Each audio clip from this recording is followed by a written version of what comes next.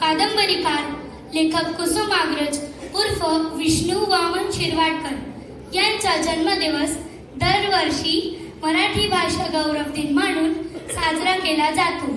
मराठी भाषेला पहिला ज्ञानपीठ पुरस्कार मिळवून देणारे महान साहित्यिक कुसुम अग्रज यांना मानवतेचे कवी मराठी भाषेचा वारसा आपल्या पूर्वजांनी मराठी भाषेचा वारसा आपल्याला दिला आहे, त्याचे आपण जतन केले पाहिजे. इंग्रजी बोलता येणे नक्कीच काळाची गरज आहे, पण प्रत्येक मान सन्मान देणे हे देखील महत्त्वाचे आहे.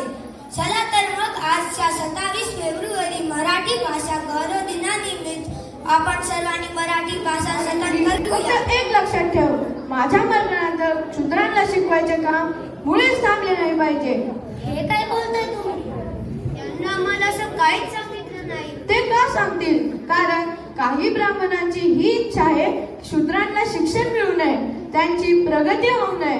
तुम्हाला काय वाटतं, तुमच्या मुलांनी तुमच्यासारखं गुंड दरोडेखोर व्हावं? नाही ना. आम्ही हा पण घेतला आहे समाजातल्या सर्व मुली व स्त्रियांना शिक्षण द्यायचे व उत्तम नागरिक बनवायचे. चला मुलांनो, माझ्या पाठून बोला. ब पदकातला, क कमळातला, ड डमरूतला. बाई, आम्हाला ओळखलात का?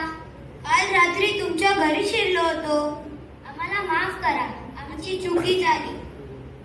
काय हवे तुम्हाला? आमची मुलींना शिकवाल का?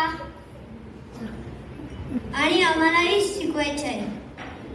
हा हा, का नाही, बसा इकडे. चला मुलांनो, परत चालू करूया.